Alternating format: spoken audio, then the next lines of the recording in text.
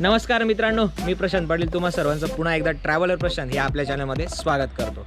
तर आज आपण सातमाळ डोंगर रांगेची सुरुवात ज्या ठिकाणाहून होते त्या अशा हातगड या किल्ल्याला आपण भेट देण्यासाठी म्हणून आलेलो। म्हणजे होलगड, हातगड, हातगिरी असे वेगवेगळ्या प्रकारचे त्याचे नावं आहेत आणि त्या किल्ल्याला आपण आज भेट देण्यासाठी म्हणून आलेलो आहोत। नाशिक सापुतारा रस्त्याला जात असताना बोरगावपासून थोडं पुढे आल्यावरती अगदी लगेचच फाटा लागतो आणि अगदी वरपर्यंत गाडी यायला म्हणजे 3500 फूट एवढी उंची आहे किल्ल्याची। पण अगदी निम्म्या रस्त्यापर्यंत तर तुम्ही गाडी रस्ता आहे छानपैकी आणि तुमच्याकडे जर दुचाकी वाहन असेल तर तुम्ही अगदी निम्म्या रस्त्यापर्यंत येऊ शकतात आणि तिथून पुढे पायऱ्या लागतात। तर आज ह्या हातगडाची अशा या सातमाळाचा जो जिथून सुरुवात होते म्हणजे आपण शेवटचाही किल्ला म्हणू शकतो जर तिकडून मोजणी करायची म्हटली तर पहिलाही म्हणू शकतो। तर त्या हातगड किल्ल्याला आपण आज भेट देण्यासाठी आलो आहोत। पण याआधी की आपण पुढे जाऊ त्याआधी आपल्यासोबत आता या ठिकाणी पुन्हा एकदा सोनगड आणि पर्वतगड नंतर संकेत कारेकर आपल्याला जॉईन झालेले आहेत आणि किल्ल्यावरती म्हणजे आता हा एक्झॅक्ट मागच्या बाजूला आपला किल्ला आहे, तुम्ही बघू शकतात। ह्या पूर्ण पायरी मार्ग आहे आणि किल्ल्यावरती त्याची प्रवेशद्वारांची जी रचना आहे 4 ते 5 तर ते पण आपण बघणार आहोत।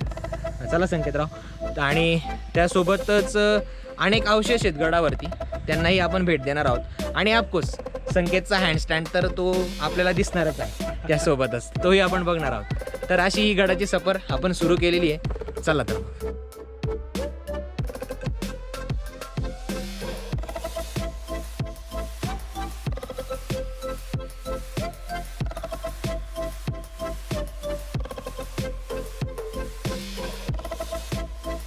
वाहनतळापासून अगदी वरपर्यंत दगडी पायऱ्या बांधलेल्या आपल्याला दिसून येतात। वाहनतळापासून काही पायऱ्या चढून आलो की लगेच आपल्याला गडाचा पहिला दरवाजा लागतो। तर मित्रांनो, आपण म्हणजे हातगडाचे 4 जवळजवळ प्रवेशद्वार आहेत आणि म्हणजे दरवाजे आहेत आणि ते 4ही जे म्हणजे प्रवेश मार्गच जो एकूण मुळात आहे तो बघण्यासारखा आहे। तो कसा आहे काय ते आपण बघणारच आहोत। पण त्यातल्या त्यात सर्वात प्रथम जो दरवाजा आहे त्या ठिकाणी आपण आलेलो आहोत आणि तुम्ही बघू शकता की आता हा ढासळला आहे पूर्णपणे। फक्त हा इकडचा जो थोडासा बुरुज आहे तो तेवढा शिल्लक आहे आणि त्या ठिकाणी मात्र आपण जर आलात तर नेहमीप्रमाणे जे शरभ शिल्प आहे म्हणजे ज्या काही द्वारशिल्प किल्ल्यांवरची असतात तर त्यातलाच एक प्रकार म्हणजे गणेश असतो किंवा त्यासोबत शरभ असतात। शरभ म्हणजे नेमकं शरभ शिल्प म्हणजे काय तर हा एक काल्पनिक प्राणी की ज्याला म्हणजे शरीर जे आहे ते पूर्णपणे त्याचं एक प्रकारे 4 पाय वगैरे असं सगळे असतात आणि म्हणजे चेहरा जो असतो सिंहाचं शरीर असतं आणि जो त्याचा चेहरा जो असतो तो काय वेगळ्याच एका काल्पनिक प्राण्याचा असतो म्हणजे सिंहाशी सांधर्म्य असलेला असा ते प्राणी असतो तर किंवा व्याल पण असतो बऱ्याच वेळेला म्हणजे वाघाशी सांधर्म्य असणारा असा। आणि या शरभाची ही स्टोरी आहे, त्याचा एक मी पर्टिक्युलरली वेगळा एक व्हिडिओ बनवणार आहे की शरभ शिल्प काय असतात, त्याच्या मागची कथा काय वगैरे ते का म्हणून गडावरती असतात। पण हे द्वारशिल्प म्हणून ओळखले जातात आणि त्यातलाच हा शरभ आहे। याच्यात तुम्ही बघू शकता की हत्ती पण म्हणजे याच्या हातापायांमध्ये हत्ती असतो तर तेही का असतं ते मी त्या व्हिडिओमध्ये पर्टिक्युलरली सांगणार आहे तुम्हाला। तर हत्ती पण आपल्याला पाहायला वाटतं। त्यानंतर पुढे गेल्यानंतर आपल्याला इथं शिलालेख दिसतो म्हणजे एक इथं शिलालेख आहे आणि मी संकेतला सांगेल माझ्या मागे येणे आणि या ठिकाणी दुसरा शिलालेख आपल्याला या ठिकाणी बघायला मिळेल। तर या दोघंही म्हणजे प्राकृत आणि संस्कृत देवनागरी लिपी आहे त्यांची आणि प्राकृत आणि संस्कृत ही अशी भाषा आहे। पण आता जर बघायला गेलं तर काही अक्षर हे लागतात म्हणजे काकी असे काही अक्षर आहेत, प असे समथिंग काही अक्षर आहेत। पण एकूणच बघायला गेलं तर बऱ्यापैकी ते धुसर आणि अंधुक झालेले असल्या कारणाने त्याचा एक डेसिफर आपल्याला करता येते की नेमकं त्याच्यातनं काय मांडण्याची इच्छा असेल। अजून एक शिलालेख आहे तो आपण बघणार आहोत। तर आपण निघालोय तिकडे, चला तर। पहिल्या दरवाजाच्या अगदी थोडेच पुढे पडझड झालेला असा दुसरा दरवाजा आहे।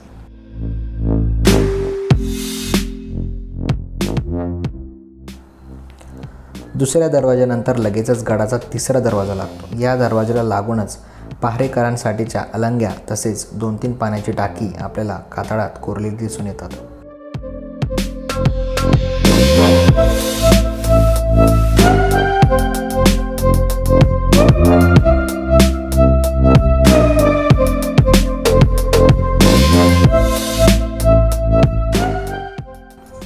हा दरवाजा संपूर्ण कातळात कोरलेला आहे तसेच दरवाजातच मारुतीरायांचे शिल्प देखील आहे।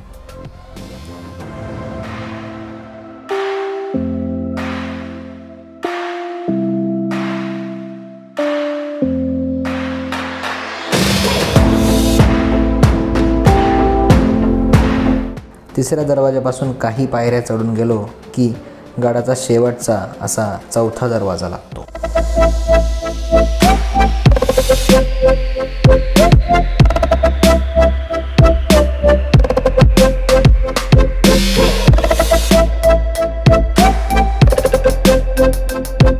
चौथ्या दरवाजातून सरळ चालत आलो की डावीकडे वळल्यावर आपल्याला एक मोठं असं पाण्याचं टाकं लागतं.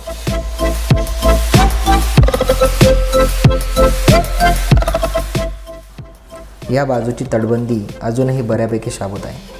तर तटबंदीच्या कडेकडेने चालत गेलो की तिथेच बीरबाबांची समाधी नजरेस पडते.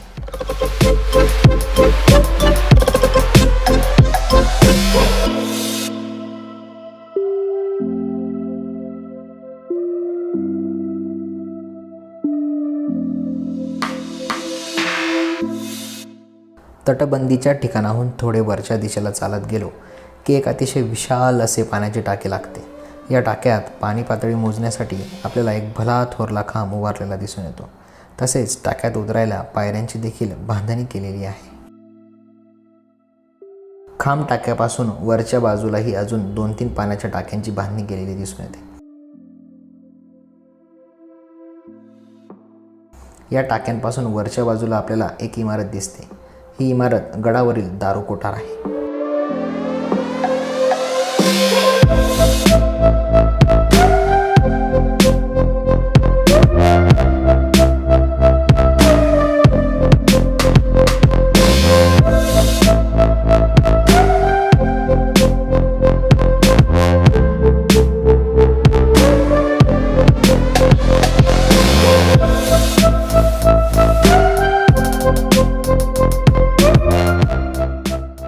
दारू कोठाराच्या इमारतीपासून तटबंदी डाव्या बाजूला ठेवत सरळ चालत गेलो की आपण गडाच्या पूर्वेकडील बाजूस येतो.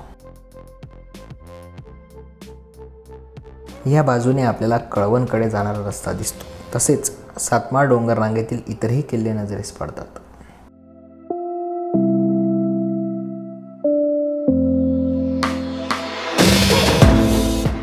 गडाच्या पूर्वेकडील बाजूच्या थोडे मागे आलो की गडाची निशाणकाठी आपल्याला दिसते.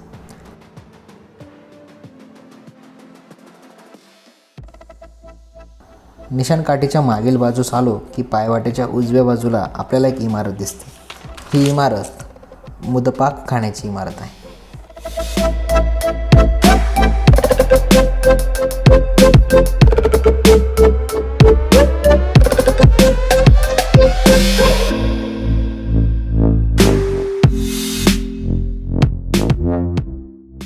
मुदपाक खाण्याच्या इमारती शेजारीच एक पाण्याचं टाकं दिसतं. मुदपाक खाण्याच्या समोरच आपल्याला एका इमारतीचे अवशेष दिसतात. हा किल्लेदाराचा वाडा आहे.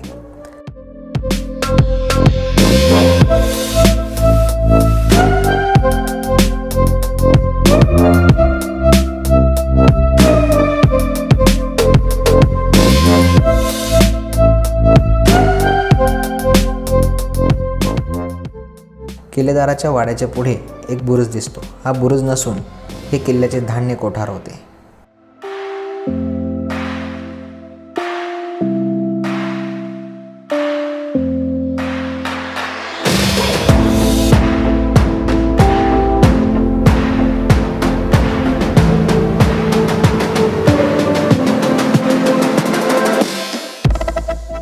धान्य कोठारापासून थोडे खाली उतरून आलो की अजून एक पाण्याची टाकी दिसते.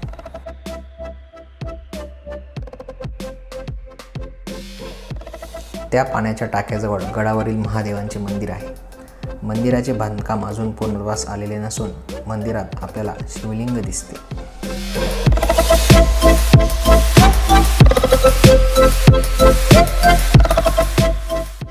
गडाच्या तिसऱ्या व चौथ्या दरवाजाच्या मधोमध वाटेच्या डाव्या बाजूला थोडं खाली उतरलो की आपण गडावरील शिलालेखाजवळ येऊन पोहोचतो.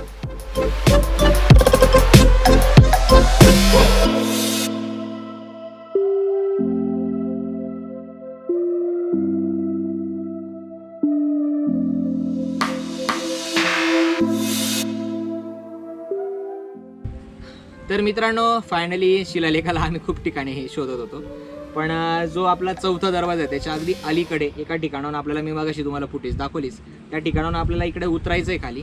आणि हा जो भाग आहे म्हणजे ज्या ठिकाणी शिलालेख आहे त्याला राणीचा बगीचा असं म्हणून ओळखलं जातं. ह्या स्थानिक लोक त्याला या ठिकाणी अशा पद्धतीने ओळखतात. आणि या ठिकाणी हा शिलालेख आहे म्हणजे याची जर तुम्ही पायथ्यापासून जर उंची मोजायला म्हटली म्हणजे या ठिकाणापासून तर 6 फूट 6 इंच येते. आणि या शिलालेखामध्ये नेमकं काय म्हटलेलं आहे, नेमके कुठल्या ओळी आहेत, म्हणजे जर भाषा बघायला गेली तर एक संस्कृत आणि प्राकृतचं मिश्रण आहे. लिपी जी आहे ती देवनागरी आहे. तर नेमकं काय म्हटलं गेलेलं आहे ते पण मी तुम्हाला सांगेल. आणि त्याचसोबत आपण पण ते सांगण्याच्या आधी मी तुम्हाला गडाचा एक इतिहास सांगतो पूर्णपणे. तर गडाचा इतिहास म्हणजे हा आधी सगळ्यात आधी यादवांकडे असलेला आपल्याला आढळून येतो. आणि अगदी मोक्याच्या ठिकाणी आहे. म्हणजे नाशिककडनं जो गुजरातकडे रस्ता जातो तर त्या घाट रोड रस्त्यावरतीच म्हणजे घाटमाथ्यावरतीच अगदी नजर ठेवण्यासाठी म्हणून हा मोक्याचा किल्ला बांधला गेला असावा. आणि तर पुढे जर बघायला गेला इतिहास तर त्यावेळेला मलिक काफूर म्हणजे अल्लाउद्दीन खिलजीचा जो सरदार होता त्याने हा किल्ला जिंकण्याचा प्रयत्न केलेला आहे. त्याच्यानंतर डिरेक्टली जर आपण बघायला गेलं तर आपल्याला हा किल्ला नंतर निजामशहाकडे गेलेला दिसतो. आणि त्याच वेळेला जे बागलांचे जे राजे होते म्हणजे तर त्या राजांनी हा किल्ला निजामशहाकडनं जिंकून घेतलेला दिसतो. आणि त्याच प्रशस्तीचा हा शिलालेख आहे. तर या शिलालेखात नेमकं काय काय आहे ते मी तुम्हाला वाचून दाखवतो. तर हा जो शिलालेख आहे हा नाशिकचे जे दुर्ग अभ्यासक आहेत ते म्हणजे सुदर्शन कुलते त्यांनी हा शोधला. आणि याचं जे प्रॉपर भाषांतर जे आहे तर ज्येष्ठ इतिहासतज्ञ जे आहेत गिरीश टकले त्यांनी याचं भाषांतर जे आहे ते केलेलं आहे. तर मी त्याचं आता वाचन करून तुम्हाला दाखवतो. स्वस्ती श्री नृप विक्रमास्य ती शाळीवान शके 1469 संवत्सरे आषाढ शय 11 भीमे तद्दिने महाराजाधिराज प्रौढ प्रताप चक्रवर्ती वेद मार्ग प्रवर्तक आचारपरायण सारासार विचार प्रताप नारायण धर्मधुरीन सकळ वेद शास्त्र कोविद राष्ट्रोड बागुल मुगुटमणी वा श्री मान ब्रह्मकुळे प्रदीप श्री महादेव आणि पुढे न ब्रह्मकुळे प्रदीप श्री महादेव सुत तपश्री परिश्री राजाधिराज बहिरम भैरव सेन राजा जबळ पराक्रमे हातचा दुर्ग वेढा घालुनी निजामशहा म्हणजे निजामशहा पासून घेतला विजयी भव. तर असा हा शिलालेख आहे. आणि याचा एक सारासार जर आपण म्हणायला गेलं तर म्हणजे हा शिलालेख शालिवाहन शके 1469 सालच्या आषाढ महिन्यात शय एकादशीला कोरलेला आहे. म्हणजेच इसवी सणात जर त्याचं रूपांतर करायचं म्हटलं तर 1547 साली हा कोरला गेलेला आहे. आणि अगदी जर म्हणायला गेलं तर एक 473 वर्ष म्हणजे जवळपास 500 वर्षांपूर्वीचा हा शिलालेख आहे. आणि आता बऱ्यापैकी इकडची बाजूचे जे अक्षर आहेत ते थोडे धुसर झालेले दिसतात पण तरी त्याचं वाचन झालेलं आहे. आणि त्याच्यात असं म्हटलं की जे बागुलवंशीय राजांच्या पराक्रमाबद्दलच्या याच्यात ओळी सापडतात. आणि या शिलालेखात बागलान प्रांतातील जे बागुल राजे होते ते स्वतःला राष्ट्रोड वंशीय म्हणत असत. यांच्या विजयाचा आशय या शिलालेखात दिसतो. आणि बागुल वंशातील राजा महादेवसेन यांचे पुत्र जे आहेत भैरवसेन तर त्यांनी अहमदनगर निजामशाह म्हणजे बुरहान निजाम जो होता त्या काळातला तर ताब्यातून हातगड किल्ल्याला वेढा घालून हा किल्ला जिंकल्याचा स्पष्ट उल्लेख केलेला आपल्याला सापडतो. आणि 16व्या शतकाच्या मध्यावर अहमदनगरचा बुरहान निजामशाह या भागातल्या राजवटीतला बलाढ्य राजा होता. त्याच्या ताब्यात असलेल्या मोक्याच्या वरच्या ठिकाणी असलेला हातगड किल्ला मिळवणे हा बागलवंशीय भैरवसेन राजाला मोठा पराक्रम होता हे या शिलालेखावरून स्पष्ट होते. आणि बागलवंशीय राजांच्या दरबारी असलेला रुद्रकवी जो आहे तर त्यांनी राष्ट्रोड वंशम महाकाव्यम या ग्रंथात भैरवसेन यांची जी हस्तगिरी किल्ला ताब्यात घेतल्याचा ही उल्लेख केलेला आपल्याला आढळून येतो. तर ह्या शिलालेखावरून ह्या इतक्या ज्या गोष्टी आहेत त्या आपल्याला स्पष्ट होतात. आणि त्यासोबत आणखी जर पुढे म्हणायला गेलं तर एक सय्यद अब्दुल्ला यांनी हा किल्ला म्हणजे नंतर स्वराज्याचाही उल्लेख इथं सापडतो. म्हणजे 1663च्या ड्युरेशनमध्ये त्या कालावधीमध्ये हा जो किल्ला आहे म्हणजे जी महाराजांनी बागलान आणि सुरगण्यातले जे किल्ले घेण्याची जी मोहीम आखली होती तर त्यामध्ये 1663ला गोमाजी मोरे या सरदारांनी हा जो किल्ला आहे हा आपल्याला जिंकून घेतलेला दिसतो. आणि असाही उल्लेख सापडतो की त्यांना मग ह्या गावातली 12 गावांची देशमुखी दिली गेली होती. पण महाराज वतन आणि ह्या गोष्टींपासून म्हणजे महाराजांचा विरोध होता या गोष्टींना तर थोडासा त्याचाही विचार पडतो की खरंच महाराजांनी दिली असेल का. तर थोडा त्याच्यात मतांतरं आहेत मलाही त्याच्यात एक विचार वाटतो.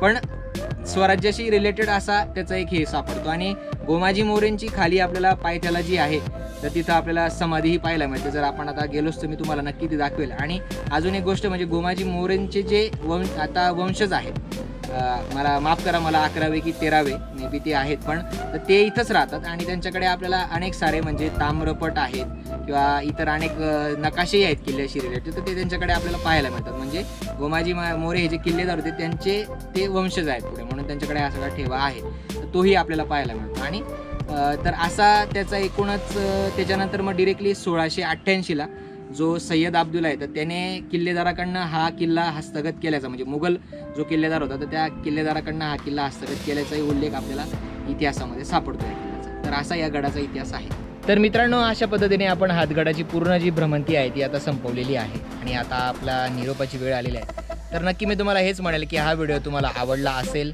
तर नक्की आणि नक्की ह्या व्हिडिओच्या कमेंट बॉक्समध्ये सांगा की तुम्हाला तो आवडला की नाही आवडला म्हणून. या व्हिडिओला लाईक करा, भरपूर साऱ्या तुमच्या मित्रांमध्ये शेअर पण करा आणि चॅनलला अजूनही सबस्क्राईब केलं नसेल तर सबस्क्राईब करायला विसरू नका. आणि सबस्क्राईब नुसतंच करू नका तर जवळ जी बेल आयकॉन आहे तर ती पण दाबा, कारण त्याच्याने काय आहे की नोटिफिकेशन्स जे तुम्हाला नवीन व्हिडिओ जर आपला आला तर त्याचे नोटिफिकेशन्स लगेचच मिळतात. आणि अजून एक गोष्ट की हा सातमाळमधला पहिला किल्ला आहे, म्हणजे जर आपण इकडून मोजायचं म्हटलं तर असे आपण सातमाळमधले असंख्य किल्ले केले, म्हणजे अगदी इंद्राई, कोळधेर, राजधेर, कांचना मंचना असे असंख्य किल्ले केलेले आहेत. तर त्यांच्याही व्हिडिओंची जी लिंक आहे मी ते डिस्क्रिप्शन बॉक्सला देतोय, तर तेही नक्की बघा. यासोबत मी तुमचा निरोप घेतो. तर काळजी घ्या स्वतःची, आपल्या परिवाराची सुद्धा आणि जवळच असणाऱ्या अशाच एखाद्या ऐतिहासिक वारशीसुद्धा. धन्यवाद.